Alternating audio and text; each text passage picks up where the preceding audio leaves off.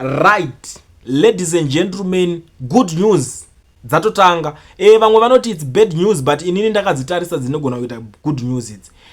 Pari kunzi Tsengezo Tshabangu fired muchinda ari kunzi adzingwa basa.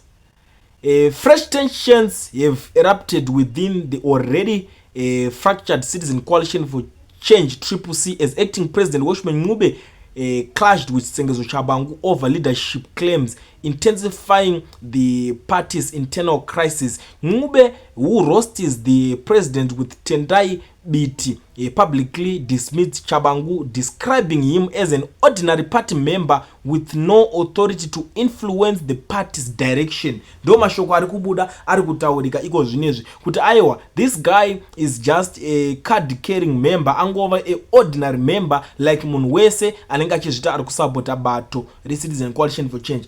Mashoko anga ari kutenderera pamazuva adarika zvichinzi ko Washman Ngube chaari kushanda ndechei. Kubva kudhara kangoti angopindemo mane plani, no structures, no chi, no concrete, no zvese.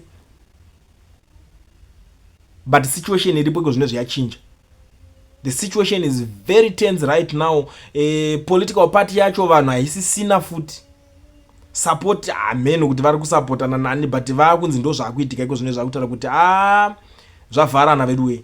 Hakuna chinonzi Tshabangu nekuti asina kana simba, is just a card carrying member. Zvema records zvese zvezvo zvimanga muri kunzwa ratongowo drama, is just past, zvinhu zvangowo zvekumashure. Haasisiri interim secretary general, ndo zvavari kuedza kutaura kuti angovawo a member.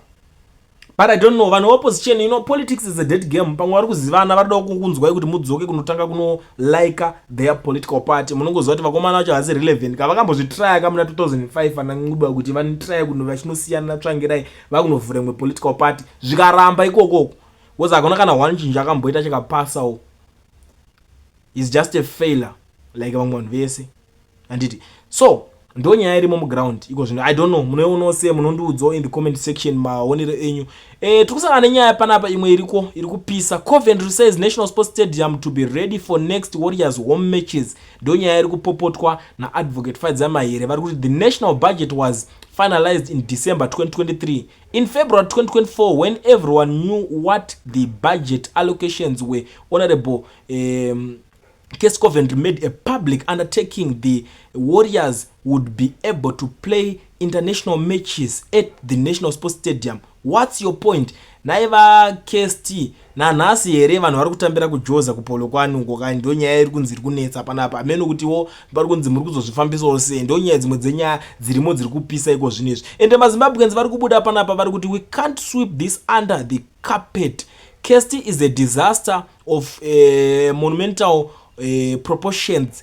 She's also bungled the tender for those improvements at the stadium, cancelling tender awards to deserving winners of Flimsy grounds to Signature actually and subsequently awarded to Kazembe. Ndo mashoko ari kubuda ruta nomumwe umwe ari kuti has this been a conversation with those in the ministry why they failed, was money allocated and looted or just incompetence. Mashoko mamwe ari kubvunzwa nevanhu vakawanda vari kutaurawo nyaya idzodzo. Inini hangu guys, madrama ese akubudeko zvinezvi because uyu minister of sports Case Coventry handimuzwa kuti ari kuno challengeawo kuti ambonopindawo kuita president kuma Olympics kwawo. Hakuna president wechikadzi ada kutira kubreka record ye 130 years iri ikoko ikuzi hakuna kumbobvera kukaita president wechikadzi. Saka ndo paari kutopindawo kuti aende kunomira ipapo. Saka kuZimbabwe manje opposition leaders vakutanga kubuditsawo zvinhu zvaakafeila mulife yake, zvaakatadza kuita.